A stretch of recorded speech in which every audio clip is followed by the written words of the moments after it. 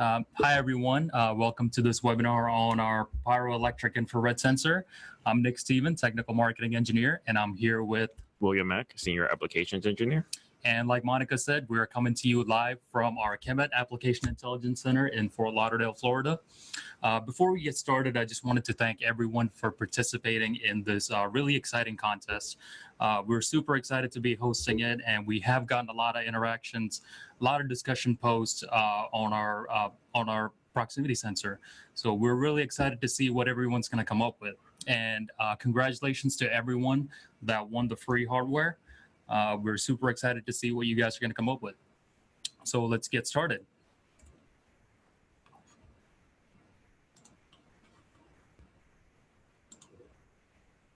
All right, connectors.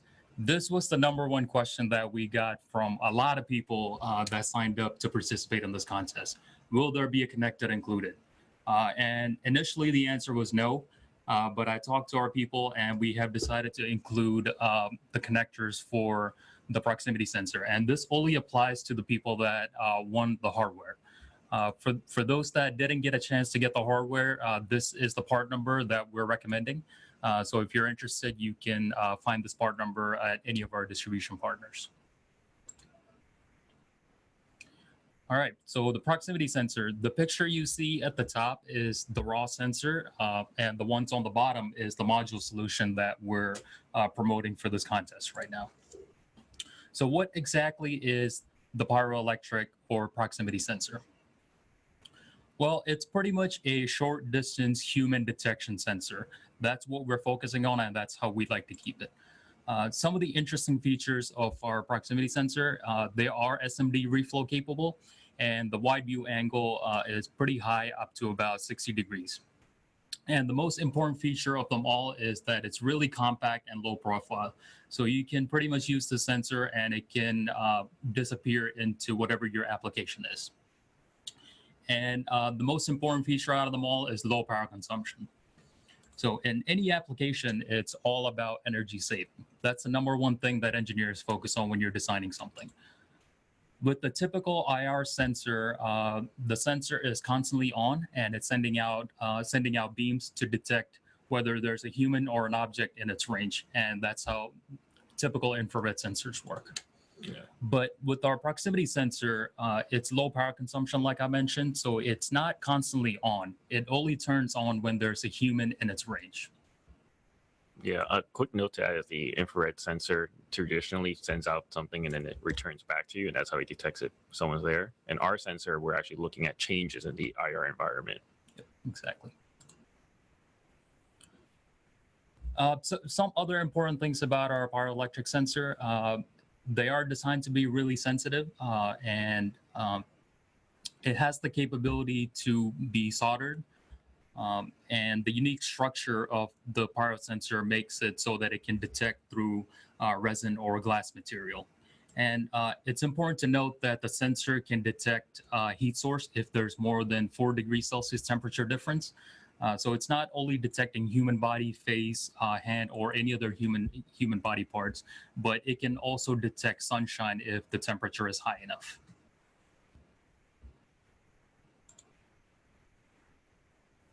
All right, so there's a couple of different things you can do with the proximity sensor to tweak the detection. The typical pyro sensor, it's about 2-meter range, and the field of view is 120 degrees. We also have another model that can detect through polyethylene material, and that kind of reduces the range to about 1 to 2 meters.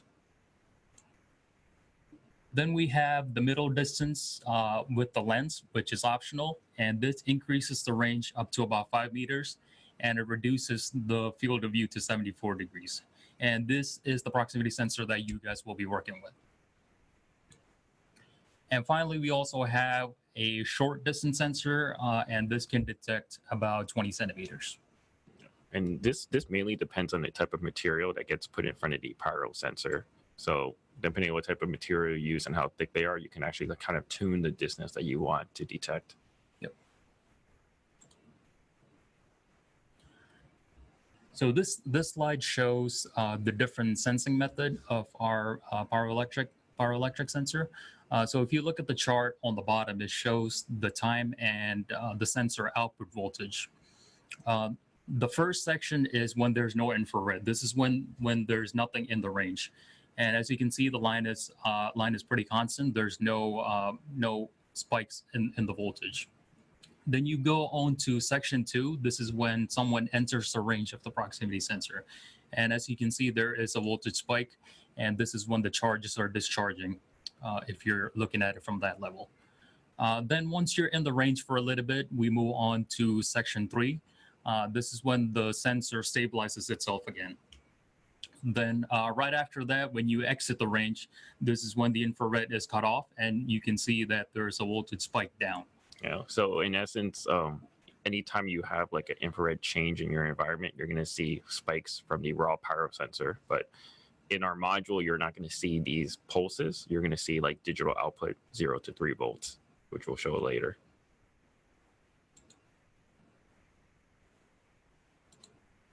All right, now let's move on to an electromagnetic wave spectrum. The image you see on the top is the different kind of, I guess you can say, the different kind of electromagnetic waves that you can find in the air. And the one that we want to focus on is the infrared ray, because that's what our pyro sensor is designed to detect.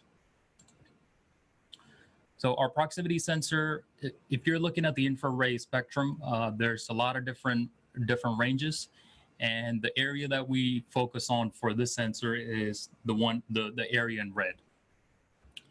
And the area that's shaded in blue is what our proximity sensor is specifically designed for, and that is for human detection.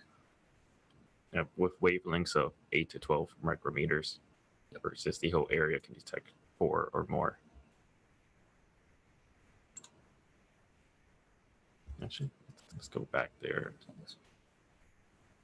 Yeah, and then by looking at the different wavelengths of infrared, we can kind of tune to what temperature that we're actually detecting. So for humans, that wavelength that we chose, 8 to 12 micrometers, is approximately what the human body temperature would be.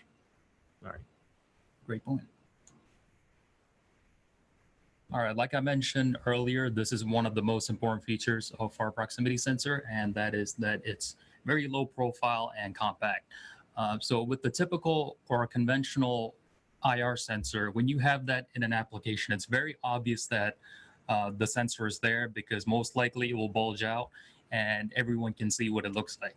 But with our proximity sensor, it disappears into the application. So you can either use a high density polyethylene material or the original flat lens that the sensor comes with to make it disappear into the application.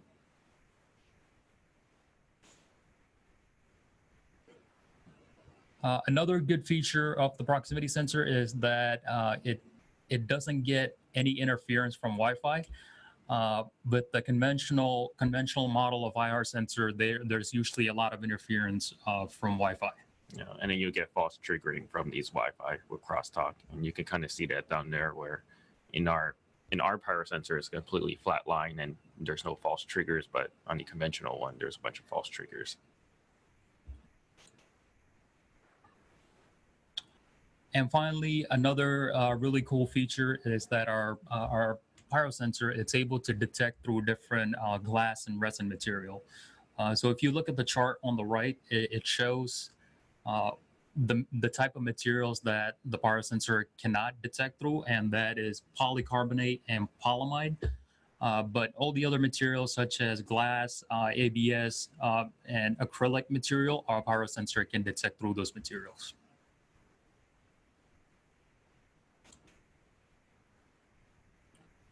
All right, moving on to applications. There's a lot of different applications that you can use the sensor for. It's pretty much endless opportunities on what you can do with the proximity sensor. The interesting one I like here is the IC key door, and this is mostly found in hotel rooms. That's the biggest application for this particular sensor on this side. Typically, when you're at a hotel room, all the door modules are constantly powered on, and it's looking for someone to approach the door with the key. The problem with this is the door module is constantly on, and as you can imagine, if it's a big hotel room, it's wasting a lot of energy. So with our proximity sensor, it can stay off and it will only turn on and start detecting when the human is within that 2-meter range. So that's a really cool application area for that. For the middle distance sensor, this can be found in business phones in a corporate setting or conference room lightings, heaters, TV, and plenty of other application areas as well. And the short distance sensor is found pretty much all around you when it comes to home appliances like refrigerators or smart thermostats or hand dryers, smart toilets, and plenty of other applications. Yeah, so you could basically use this proximity sensor as a proximity sensor or like a button. And that's different ranges that you can see how far you want. Yep.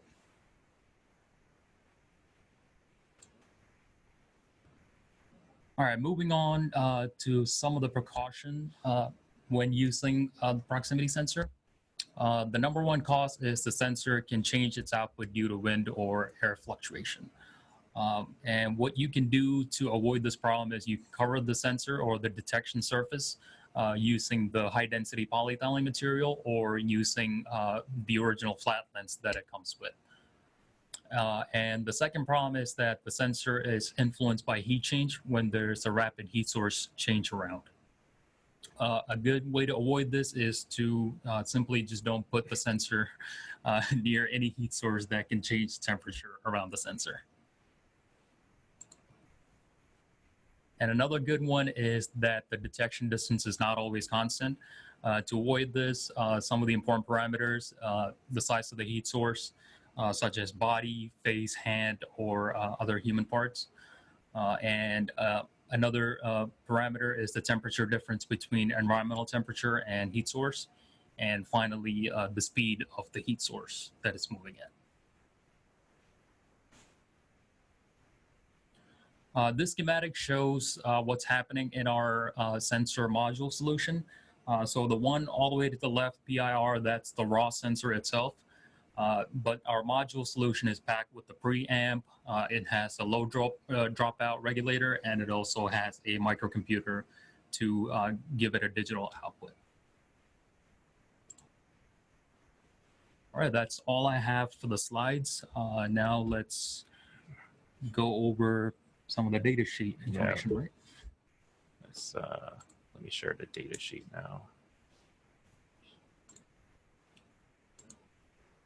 Can everyone see the data sheet in front of us?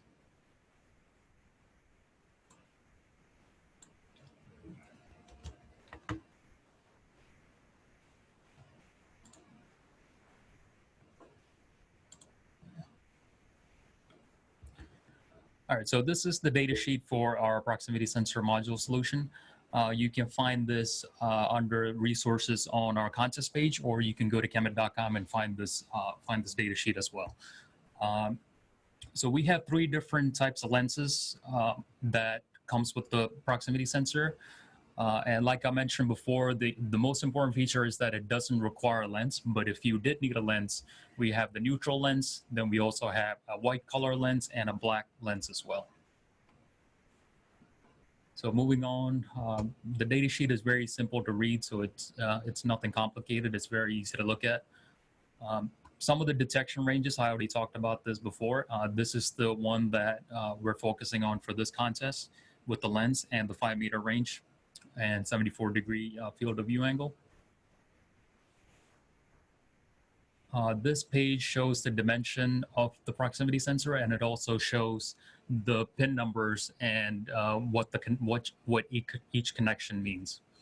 So pin number 1 is our power source. So it takes in 3.5 to 5.5 volts DC. 2 and 3 is a serial communication pins. There's no use for it. So we decided to leave that out for this. And number 4 is the comparator output, and 5 is for ground. Moving on, some more dimension information.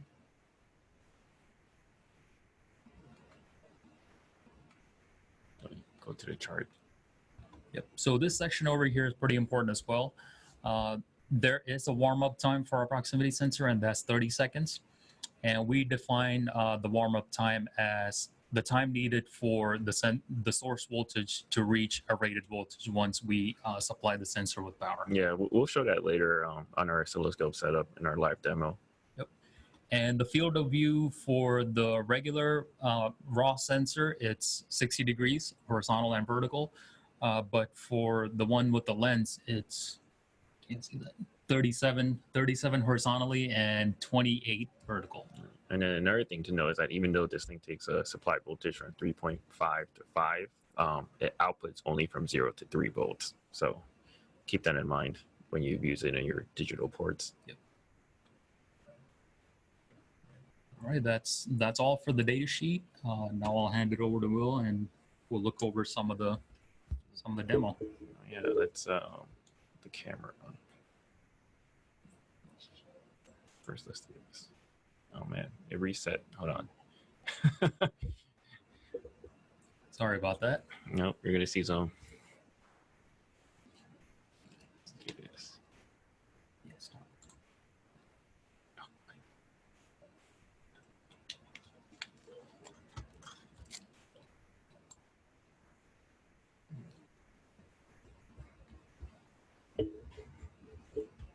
All right, our producer is gonna reset up the camera.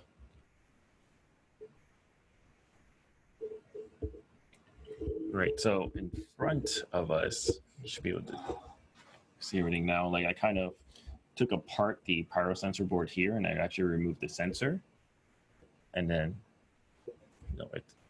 I broke it out. I think, can you actually see the screen in front of us, or should I share that one?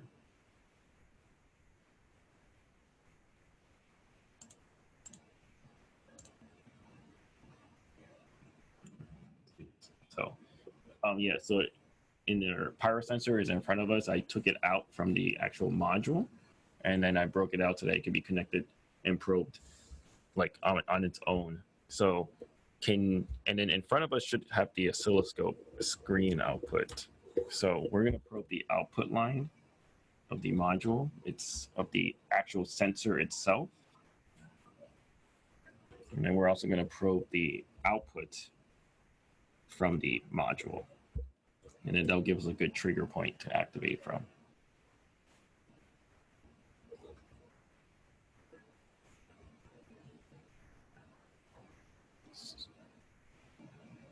All right, so this is how it looks like when it triggers, and that's the pulse that we actually went over earlier in the slide. But we actually powered it off. And let's go to auto.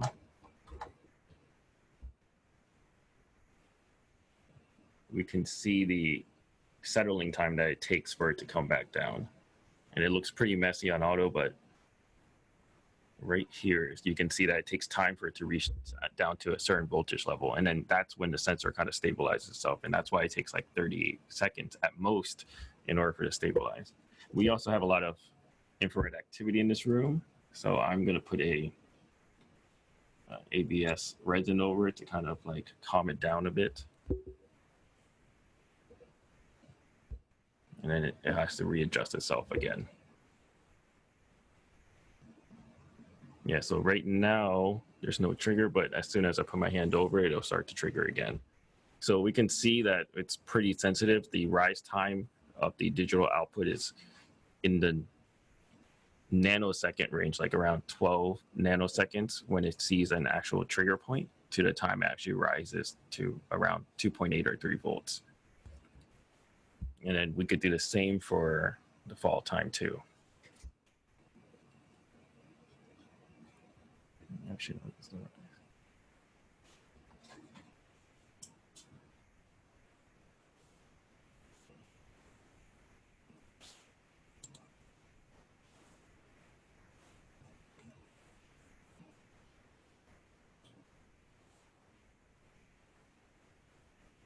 Yep. And then you can see that this signal is actually very, very low. We're at a 10 millivolt scale for our probe 1. So the peak to peak. Oh. No, yeah, so the peak to peak area, we can measure that out and see actually how small this signal is. But yeah, 44.2 millivolts. So instead of giving you guys the raw sensor, we gave you the module so that you don't have to deal with the pre-application that you would need in order to use this module.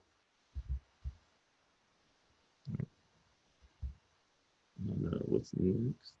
Oh, and then that's all for the oscilloscope area. We're going to go next to the Arduino sample Arduino code that we have written out for you. And Nick's going to present that.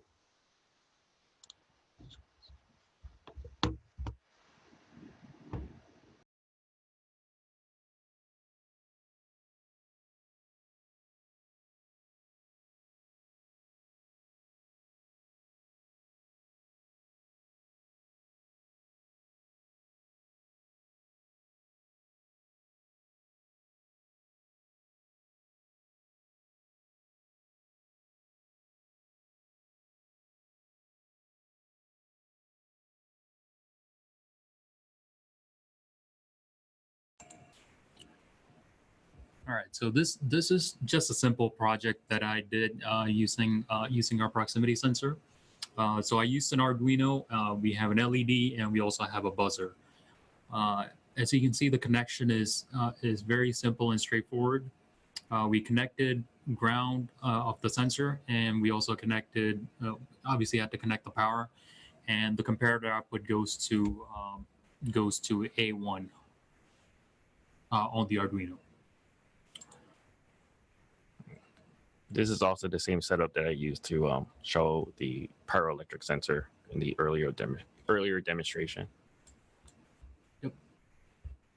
And this is the code that we had. It's very simple and straightforward. You pretty much initialize the sensor, the LED, and the buzzer, and you set it up so that the LED comes on and the buzzer also starts beeping when the sensor detects someone in the range.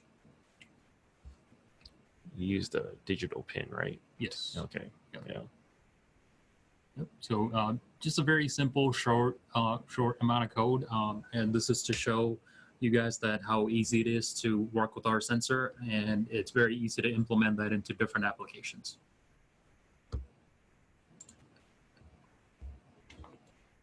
And then we also have this box demo to kind of show the different types of materials and how it affects the pyro sensor. So let's go back to the original.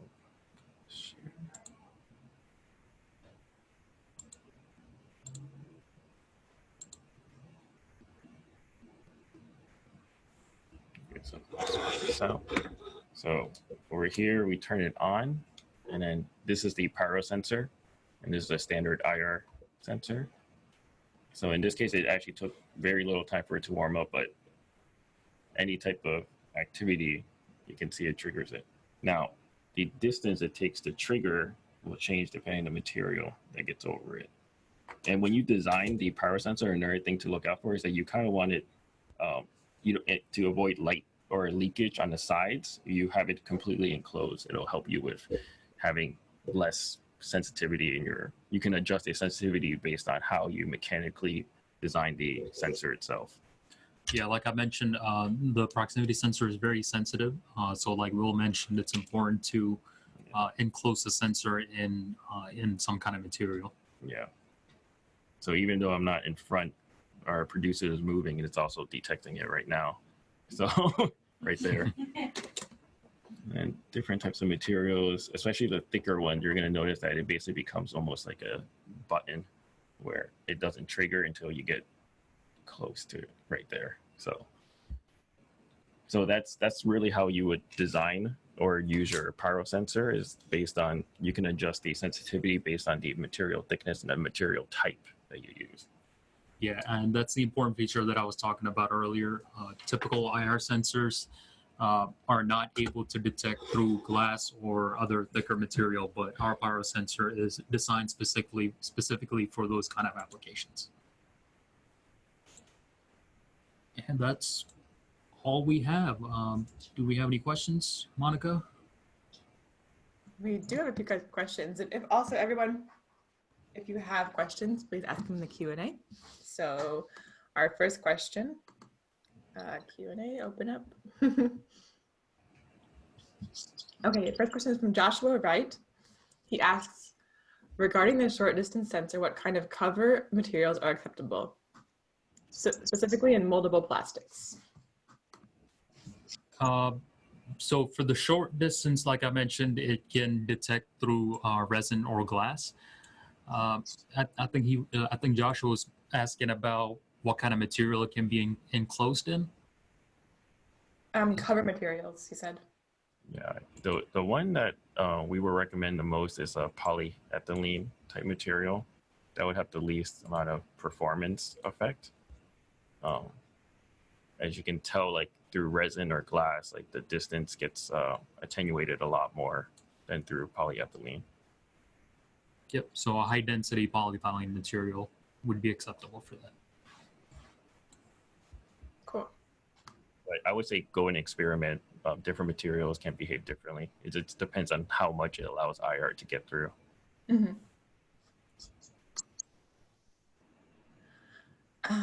Someone anonymous entity asks, what is the other end of the connector included in the kit? Stripped wires. Yeah, they're just standard strip wires or tin. I think they're tinned actually on the other end, so it connects to a module, and then the other end just has wires for you to connect to, however which way you want. All right. Someone asked, oh, is it necessary to make IoT connected project to submit in the contest? What was the question again? Is the IoT connected project necessary to submit to the contest? Yeah, all the requirements that that we have on the contest page is what we're gonna follow for the remainder of the project. So whatever it says on the contest page is what we'll be looking for. It doesn't have to be an IoT device, just as long as, because all the projects are already submitted. So For all the ideas. yeah, all the ideas. Okay.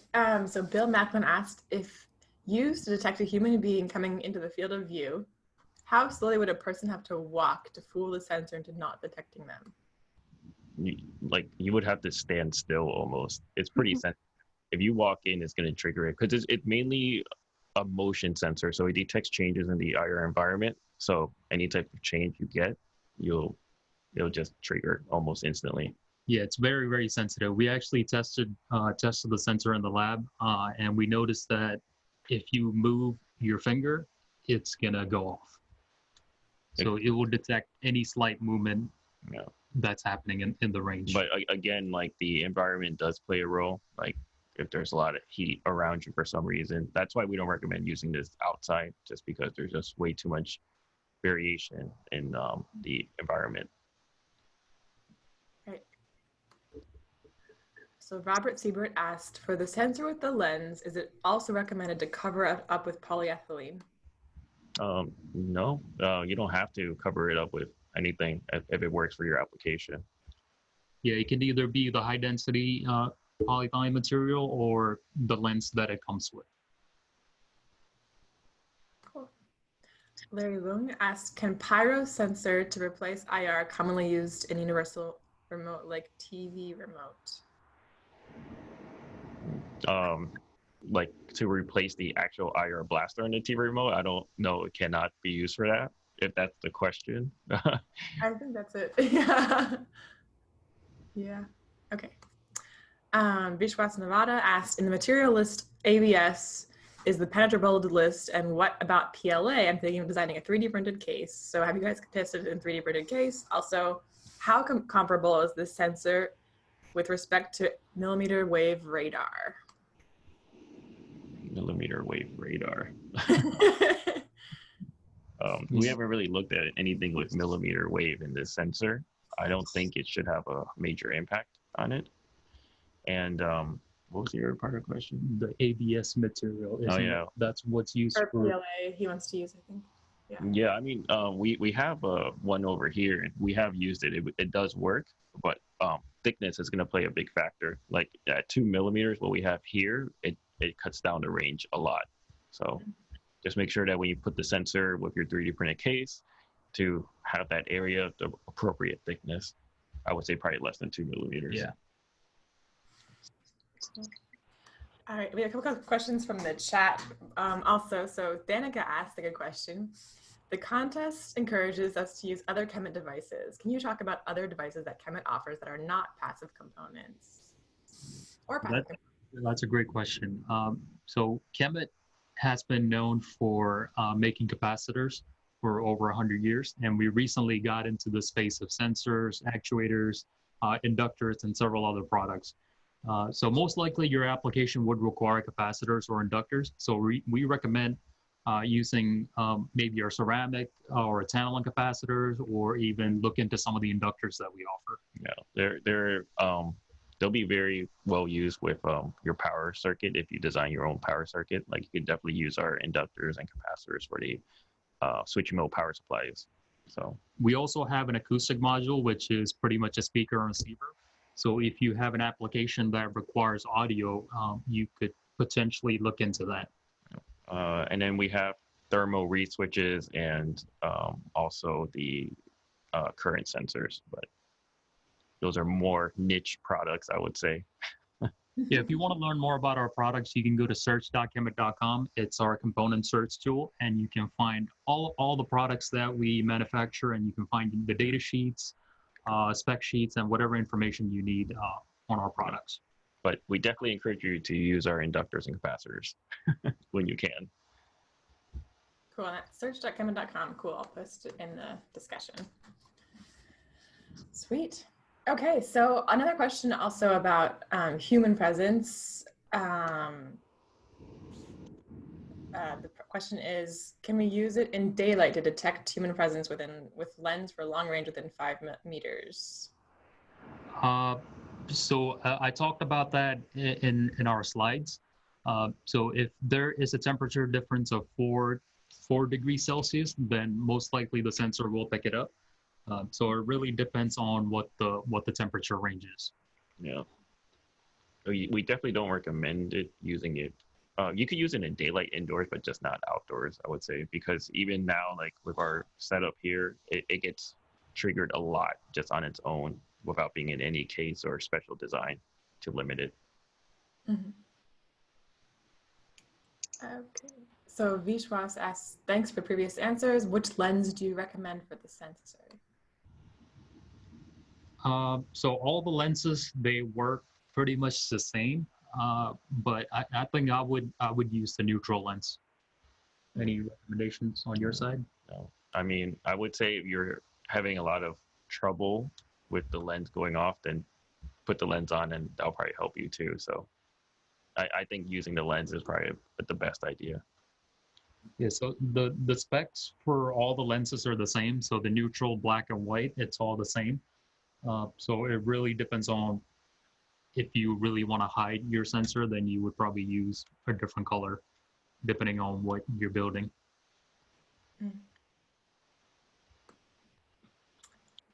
Frank Jones had a good question. Could too many humans in the cone of the detection cause issues with good readings, like in an elevator? Like, so, can you say that question one more time? Sure. So could too many humans in the cone of detection cause issues with good readings, like in an elevator, a crowded elevator, I guess? Yeah, that'll go back to if the environment has like not enough temperature difference, then you're gonna get not as an accurate detection rate, just because there's so many bodies there moving in the higher environment. Mm-hmm. So Tushar asked, any future upgrades into use in outdoor daylight? That's a possibility in the future. We don't have anything for outdoor use when it comes to our sensors or the proximity sensors. So it is a possibility that can happen later on, but not right now. Yeah, and then another note that I want to add is that the sensor is not going to maintain a high pulse if someone's just standing there. Like you have to move in order to get the sensor to get triggered. So keep that in mind. So another question, what is the current consumption?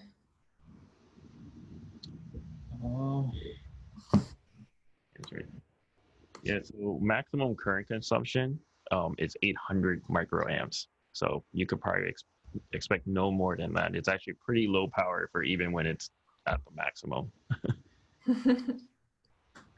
And you can find all this information in our data sheets as well. Great. And those are in the slides, right?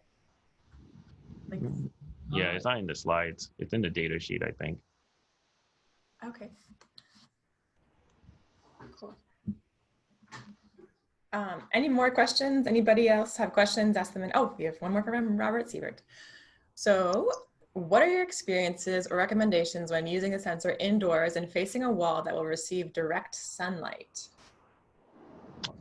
I think that should be okay. You probably have to test that out a bit to see if there's any variation, but I think that should be okay because I've used it in the lab area and we have windows, so we get sunlight all the time. But in some cases, it might trigger more often than others, though. So.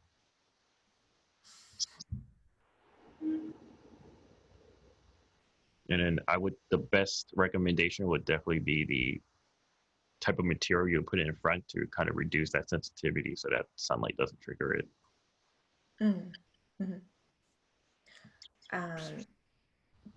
So another question is, what is the horizontal field of view? So the horizontal view for our raw sensor is 60 horizontal and vertical. But for the one with the lens, it's 37 horizontal and 28 for the vertical. That's also in the data sheet. Let's see, where is it? Yeah, right here. You can see the field of view information over here. Current consumption, output voltage, warm up time. The lens adds 0.1 grams of extra weight. The data sheet and spec sheet, you can find those in our contest page under resources. So if you can't find that on our website, you can find it in the contest page. Thanks, Nick. Cool. Alex asked, is it already for sale? I don't see it on DigiKey. I believe the link is on our contest page on the resources section to buy it. Yeah, DigiKey probably ran out. So I would check the other distributors, maybe Mouser would possibly have it.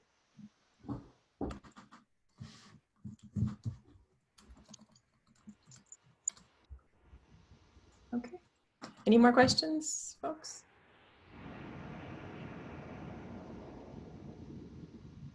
So ask your question in the QA panel. If you raise your hand, we won't be able to answer your question. So just, if you can, just ask it, type it up in the QA panel. We'll try to get to it. Okay, so Frank Engelman asked, have devices been shipped? That is something that I will have to check with Ella, the contest manager, on. I believe so, though. If you're in a country outside the US, it might take a little bit longer to arrive, but you can always ask on our discussion page and contact Ella.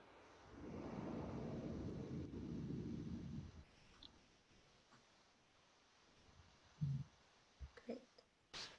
Oh, Alex Bronsky asked a question about coding. He said, you program it with your own library. Is that true? No, you don't need your own library for this. No, you don't. It's a simple, it's a very just pulse. You just have to look at rise, like high and low, or 1 and 0. Digital input, out input, basically. Great. And so you two, so if people have other questions after the webinar, do you have contact information that you can share? You can put all your questions in the discussion page. Awesome. Yeah, and I'll answer. I try to go through and answer most of the questions that's on there. That was the code Nick just wrote up. Yeah, from Alex, he asked what was the code that we showed earlier. That was just some code that he wrote on the Arduino IDE, and we'll share that too. So you'll get it to use that. Right, and that's in the slides. So I shared the slides earlier, so you should have those. And if you scroll up in the chat, you'll see the slides. Okay, Joe Reese asks, is there a voltage variance depending on how far away the person is? No, there won't be any voltage from what you're going to see on the output of the module. It's just going to be 0 to 3 volts, but the sensitivity might be affected. So how quickly or how quickly or how sensitive it is to get triggered will probably be affected, but you're still going to get the same pulse. I think the pulse kind of lasts for 30 milliseconds at the very least, so stays up pretty long.